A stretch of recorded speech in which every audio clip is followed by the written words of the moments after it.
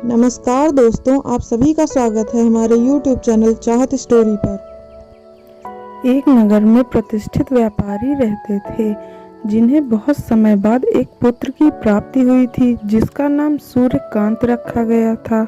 सूर्यकांत घर में सभी का दुलारा था। अति कठिनाइयां एवं लंबे समय इंतजार के बाद संतान का सुख मिलने पर घर में प्रत्येक व्यक्ति के मन में व्यापारी के पुत्र सूर्यकांत के प्रति विशेष लाड़ प्यार था, जिसने सूर्यकांत को बहुत बिगाड़ दिया था। घर में किसी भी बात का अभाव नहीं था। सूर्यकांत की मांग पहले से ही उसकी सभी इच्छाएं पूरी कर दी जाती थीं। शायद इसी के कारण सूर्यकांत को ना सुनने की आदत नहीं थी और ना ही मेहनत के महत्व का आभास था। सूर्यकांत ने जीवन में कभी अभाव नहीं देखा था, इसलिए उसका नजरिया जीवन के प्रति बहुत ही अलग था। और वहीं व्यापारी ने कड़ी मेहनत से अपना व्यापार बनाया था। ढलती उम्र के साथ व्यापारी को अपने कारोबार के प्रति चिंता होने लगी थी। व्यापारी को सूर्यकांत के व्यवहार से प्रत्यक्ष था कि उसके पुत्र को मेहनत के फल का महत्व नहीं पता। उसे आभास हो चुका था कि उसके लाड़ प्यार ने सूर्यकांत को जीवन की वास्तविकता और जीवन के मेहनत के महत्व से बहुत दूर कर दिया है। और गहन चिंतन के बाद व्यापारी ने निश्चय किया कि वो सूर्यकांत को मेहनत के फल का महत्व स्वयं सिखाएगा, चाहे उसके लिए उसे कठोर ही क्यों न बनना पड़े। व्यापारी ने सूर्यकांत को अपने पास बुलाया और बहुत ही तीखे स्वर में उससे बात की। उसने कहा कि तुम्हारा मेरे परिवार में कोई अस्तित्व नहीं है, तुमने मेरे कारोबार में कोई योगदान नहीं दिया है और मैं इसलिए चाहता हूँ कि तुम अपनी मेहनत से धन कमाओ, तभी तुम्हें तुम्हारे धन के मुताबिक 2 वक्त का खाना दिया जाएगा। यह सुनकर सूर्यकांत को ज्यादा फर्क नहीं पड़ा।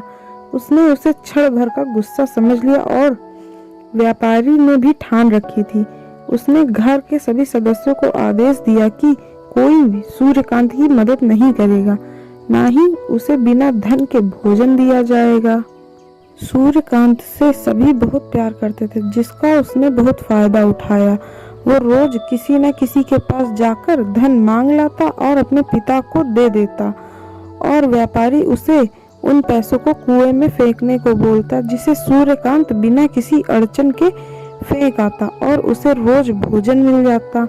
ऐसा कई दिनों तक चलता रहा, लेकिन अब घर के लोगों को रोज रोज धन देना भारी पड़ने लगा। सभी उससे अपनी कन्नी काटने लगे, जिस कारण सूर्यकांत को मिलने वाला धन कम होने लगा और उस हिसाब से उसका भोजन भी कम होने लगा। एक दिन सूर्यकांत को किसी ने धन नहीं दिया और उसे अपनी भूख को शांत करने के लिए गांव में बाहर कार्य करना पड़ा।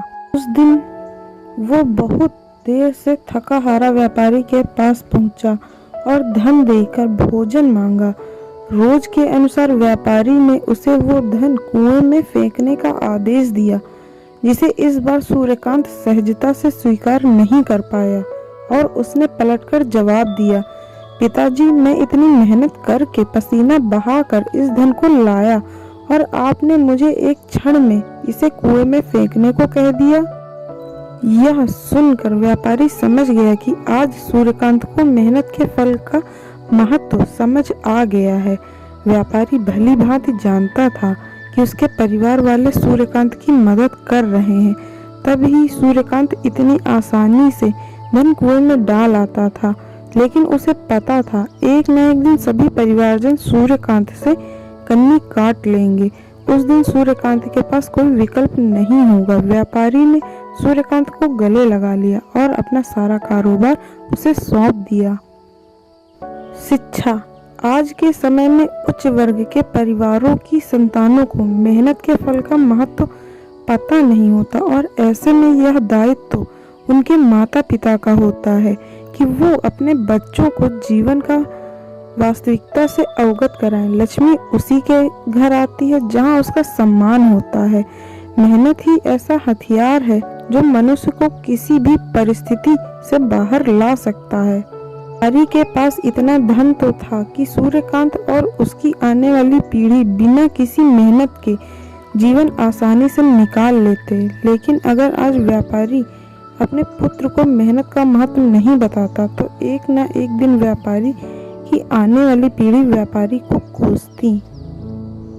ऐसी ही रोचक कहानियाँ सुनने के लिए हमारे YouTube चैनल चाहत स्टोरी को लाइक करें, शेयर करें और सब्सक्राइब करें। धन्यवाद।